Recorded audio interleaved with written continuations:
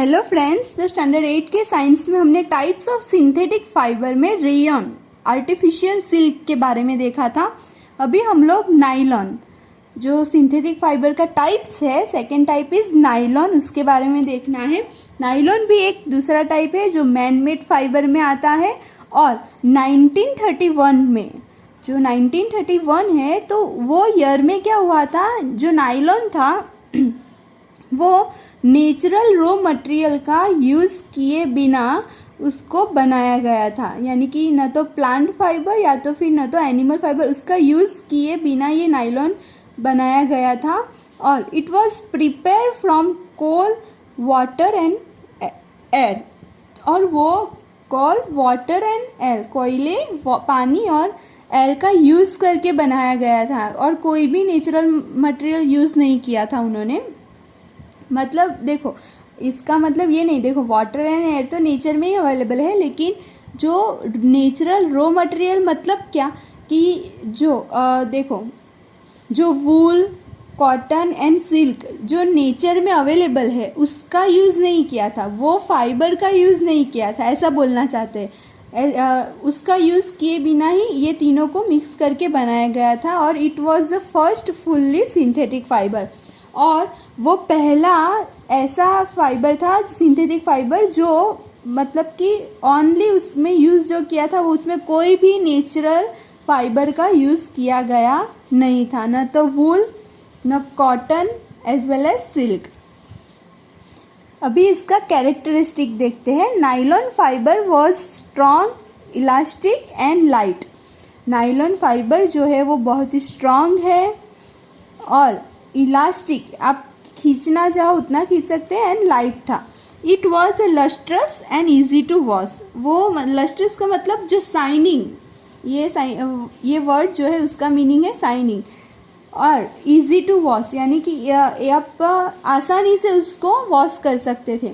So it became very popular for making clothes. इसीलिए वो बाद में, मतलब कि ये क्लोथ्स बनाने के लिए बहुत ही पॉपुलर हो गया, तो उसका यूज़ दिया है।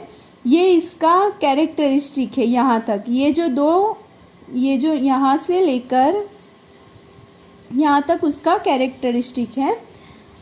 अभी उसका यूज़ समझाया गया है।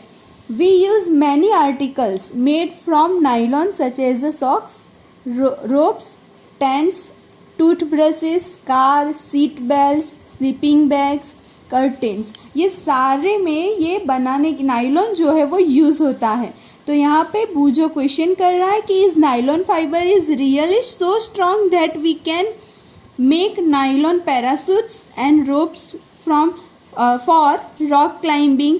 तो क्या नाइलॉन फाइबर इतना रियली में इतना स्ट्रॉन्ग है कि जिससे कि हम ये पैरासूट्स, रोप्स जो रॉक क्लाइंबिंग के लिए बनाते हैं वो इसमें भी ये यूज़ होता है?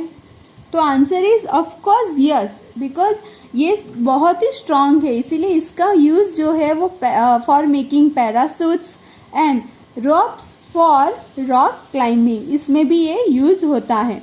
And a nylon thread is actually stronger than steel wire. जो स्टील का वायर होता है उससे भी ये इतना स्ट्रॉन्ग है। ये नाइलॉन का जो थ्रेड होता है, नाइलॉन के जो थ्रेड होते हैं ना, वो इतना स्ट्रॉन्ग है, स्टील वायर से भी कंपेयर में उसका ज़्यादा उसका स्ट्रॉन्ग होता है।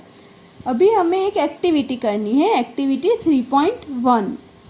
तो एक्टिविटी 3.1 में क्या करना है, इस तरह का आयरन स्टैंड लेना है। अगर आपके पास ये ऐसा अवेलेबल नहीं है तो आप नेल जो वॉल पे लगी होती है उससे भी कर सकते हो, ऐसा स्टैंड अवेलेबल नहीं है तो। और आपको जो 4 टाइप्स के इस तरह से थ्रेड लेने हैं, कॉटन, वूल, सिल्क और नाइलॉन, वो भी सेम लेंथ के होने चाहिए। ये जो थ्रेड आप ले रहे हो और थिकनेस जो है वो भी सेम होनी चाहिए।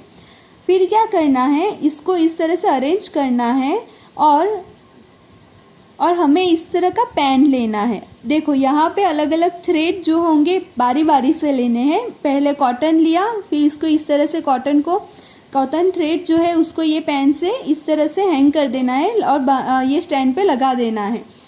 अभी हमें क्या करना है ये एक्टिविटी में वो समझ लो। इस तरह से किया, फिर इस पे वेट रखते जाना है।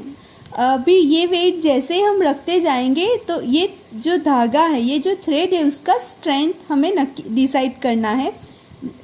जैसे कि हम जैसे ही यहाँ पे वेट बढ़ाते जाएंगे धीरे धीरे, अगर ये टूट जाता है मतलब कि ये थ्रेड जो है वो इतना ही वेट टॉलरेट कर सकता है।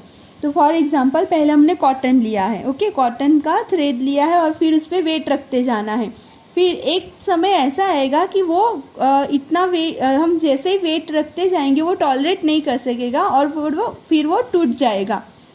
फिर हमें इससे ये डिसाइड कर सकेंगे कि ये जो कॉटन का थ्रेड है वो इतना ही वेट टॉलरेट कर सकता है।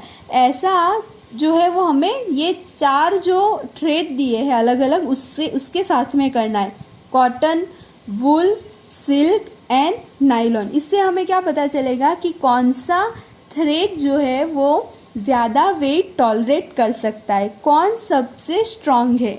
ऐसा डिसाइड करने में हमें ये रिजल्ट जो है वो मदद आएंगे।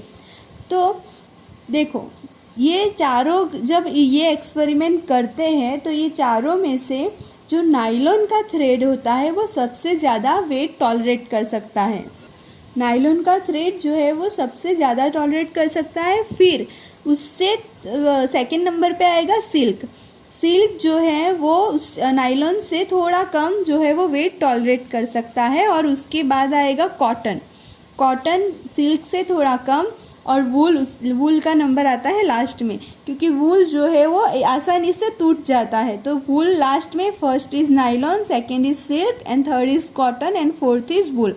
तो सबसे ज़्यादा स्ट्रेंथ है नायलॉन की, उससे भी कम सिल्क का, उससे भी कम कॉटन का और उससे भी कम वूल का। इससे हमें जो थ्रेड है उसका स्ट्रेंथ डिसाइड कर सकेंगे। तो ये एक्टिविटी तो हमें नहीं पूछी जाती है, एक्सपेरिमेंट आता है और ऐसा क्वेश्चन आता है, मतलब कि चारों दिए होते हैं और उसमें से आपको स्ट्रेंथ जो है वो असेंडिंग या डिसेंडिंग ऑर्डर में लिखना होता है। तब आपको पता होना चाहिए कि नायलॉन जो है वो सबसे ज़्यादा वेट टॉलरेट कर सकता है, सबसे स्ट्रॉन्ग है। उसके बाद सेकेंड नंबर आता है silk, third cotton and fourth is wool. Okay friends, thank you.